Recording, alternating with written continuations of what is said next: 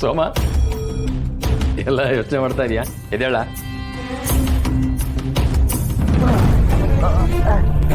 ಅಣ್ಣ ಯಾಕೆ ಹೇಳಕ್ಕಾಯ್ತಿಲ್ಲ, 4 ಜನ ಕೂತ್ಕೆ ಮೇಲೆ ನಿಂತಂಗೈತದೆ. ನಮ್ ಕುತ್ತಿಗೆ ಮ್ಯಾಕೆ 4 ಜನ ನಿಂತ್ಕೊಂಡ್ರೆ ನೋವು, ಅದೇ ಇನ್ನೊಬ್ರು ಕುತ್ತಿಗೆ ಮ್ಯಾಕ್ ನಾವು ನಿಂತ್ಕೊಂಡ್ರೆ ಸಾವು.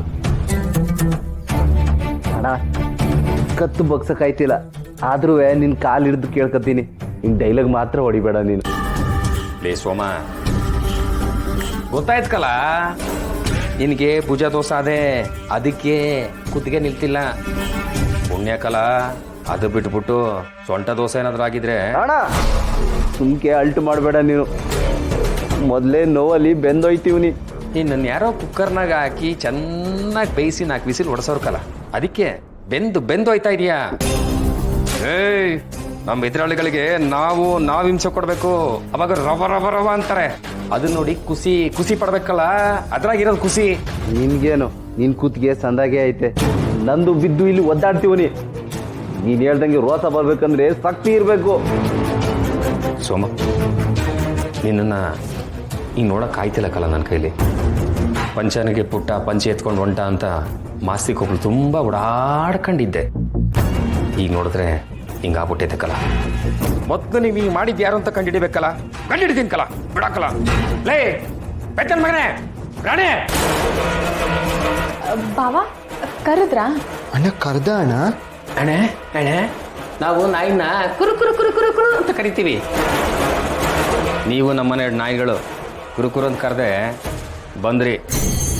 ಹ್ಞೂ ಬಾವಾ, ನೀವು ಹೇಳಿದ್ದಿಟ್ಟನೆ, ನಾವು ನಿಯತ್ತಿನ ನಾಯಿಗಳೇ.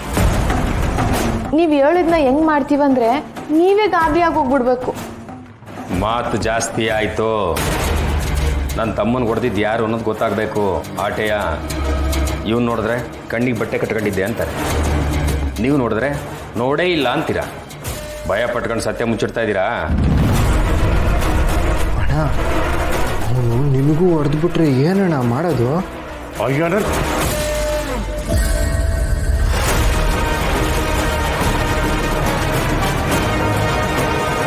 ಅಯ್ಯೋ ನನ್ನ ಮಗ ಹೊಡಿಯಕ್ಕೆ ಬಂದ್ರೆ ಎದುರು ಕಳೆದ ನಗ್ತಾ ನಿಂತವನಲ್ಲ.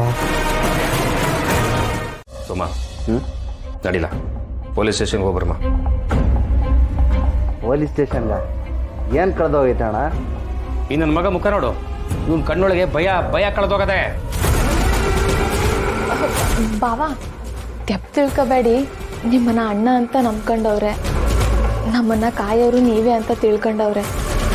ನೀವು ಇವ್ರಿಗೆ ಏನು ಮಾಡಕ್ಕಿಲ್ಲ ಅಂತ ಧೈರ್ಯ ಅವ್ರಿಗೆ. ಧೈರ್ಯ ಅಲ್ಲ, ಬಂಡ ಧೈರ್ಯ ಕಾಣಿಸ್ತೈತೆ. ನನ್ ಹೊಡೆದಿರೋರು ಯಾರು ಹುಡ್ಕೋಣ ಅಂದ್ರೆ ಇವನಿಗೆ ಧೈರ್ಯ ಭಯ ಇಲ್ಲ ಅಂತ ಹೇಳ್ತೀಯ ನೀನ್. ಒಳ್ಳೆ ಹುಡುಕ್ತಾ ಇದ್ದೀನಿ ಇರ್ಲ. ಎರಡನೇ ನೀನ್ ನೋಡಿಲ್ವಾ? ಬಾವಾ ನಾನು ಕೆಲಸ ಮಾಡ್ತಿದ್ದೆ. ಹಂಗಾರೆ ನಮ್ಗೆ ಯಾವನೋ ಆಗದೆ ಇರೋನು ನಾ ಇಲ್ಲದೆ ಇರೋವಾಗ ಮನೆಗೆ ಬಂದು ನುಗ್ಗಿ ಹೊಡೆದಿರ್ಬೇಕು. ಆ ನನ್ನ ಮಗ ಯಾವನ ಪಂಟ್ರೆ ಆಗಿರ್ಬೇಕು. ಸಿಕ್ಲಿ ಆ ನನ್ನ ಮಗನ್ ಮೀಸೆ ಬಳಸ್ಬಿಡ್ತೀನಿ ಅವನು.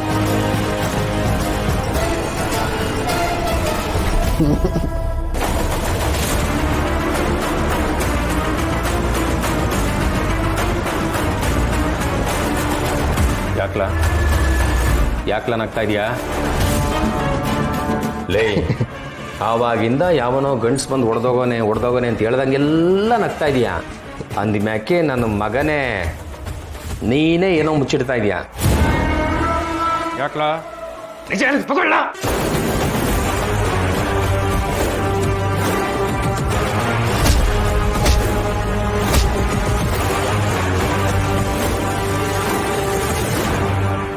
ಹೆಂಡತಿ ಬಗ್ಗೆ ಯಾರು ಏನೇ ಮಾತಾಡಿದ್ರು ನಿನಗೆ ತಡ್ಕೊಳಕ್ ಆಗಲ್ಲ. ನಿಮ್ಮ ಮೂಗಿನ ನೆರಕ್ಕೆ ಮಾತಾಡ್ತಿದ್ದೀರಾ ಅಂತ ಅವ್ರಿಗೆಲ್ಲ ಬೈತಾ. ಅದೇ ನೀನು ಅವ್ರ ಹೆಂಡತಿ ಬಗ್ಗೆ ಮಾತಾಡುವಾಗ ನಿನ್ ಮೂಗಿನ ನೆರಕ್ಕೆ ನೀನ್ ಮಾತಾಡ್ತಿದ್ಯಾ ಅಂತ ನಿನಗೆ ಅನ್ಸೇ ಇಲ್ವಾ? ಅದು ಹಂಗಲ್ಲ ಪಾರು. ಹಂಗೂ ಇಲ್ಲ ಹಿಂಗೂ ಇಲ್ಲ ಮಾವ. ನಾವ್ ಇನ್ನೊಬ್ರಿಗೆ ಹೇಳುವಾಗ ಅದು ನಮಗೆ ವಾಪಸ್ ಬಂದಾಗ ನಮ್ಮ ಕೈಲಿ ತಡ್ಕೊಳಕ್ ಆಗುತ್ತಾ ಇಲ್ವಾ ಅನ್ನೋದು ನಮಗೆ ಗೊತ್ತಿರಬೇಕು. ನಿನ್ನ ತಾಯಿ ವಿಷಯದಲ್ಲಿ ನಡ್ಕೊಳ್ಳೋ ರೀತಿಗೂ ನನ್ನ ವಿಷಯದಲ್ಲಿ ನಡ್ಕೊಳ್ಳೋ ರೀತಿಗೂ ತುಂಬಾ ವ್ಯತ್ಯಾಸ ಇದೆ. ಅದೇ ಆ ವ್ಯತ್ಯಾಸ ಯಾಕೆ ಅನ್ನೋದೇ ನನ್ನ ಪ್ರಶ್ನೆ. ಯಾರು ನಿನ್ನ ತಾಯಿ ಬಗ್ಗೆ ಮಾತಾಡೋ ಹಾಗೆ ಇಲ್ವಾ? ಅದೇ ಯಾಕೆ? ಅದರ ಅರ್ಥ ನಿನಗನ್ಸಿದ್ದನ್ನ ನಿನ್ನ ಮನಸ್ಸಲ್ಲಿರೋ ಅಭಿಪ್ರಾಯನ ನೀನು ನಂಬಿಟ್ಟಿದ್ಯಾ. ಅದ್ರ ಆಚೆ ಇರೋ ಸತ್ಯ ಏನಿದೆ ಅಂತ ಒಂದ್ಸತಿನಾದ್ರೂ ಹುಡ್ಕೋ ಪ್ರಯತ್ನ ಪಟ್ಟಿದ್ಯಾ ನೀನು? ಹೋಗ್ಲಿ, ನಿನ್ನ ದೃಷ್ಟಿಕೋನನ ಪಕ್ಕಕ್ಕಿಟ್ಟು ಬೇರೆ ಆ್ಯಂಗಲಲ್ಲಿ ಏನಿದೆ ಅಂತನಾದ್ರೂ ಯೋಚನೆ ಮಾಡಿದ್ಯಾ?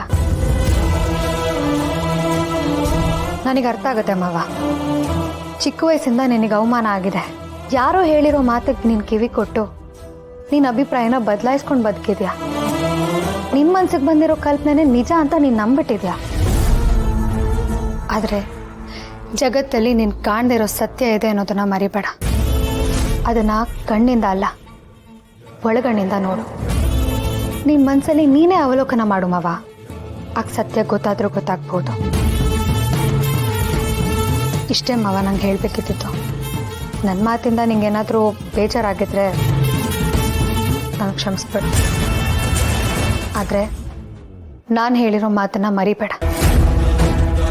ಬನ್ನಿ ಮಾವಯ್ಯ.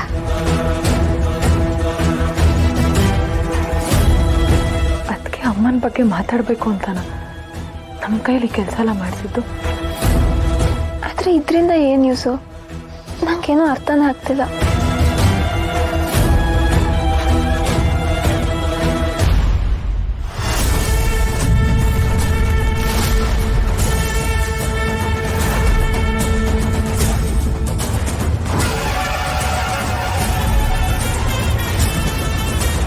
ಜಗತ್ತಲ್ಲಿ ನೀನು ಕಾಣದಿರೋ ಸತ್ಯ ಇದೆ ಅನ್ನೋದನ್ನ ಮರಿಬೇಡ. ಅದನ್ನ ಕಣ್ಣಿಂದ ಅಲ್ಲ, ಒಳಗಣ್ಣಿಂದ ನೋಡು.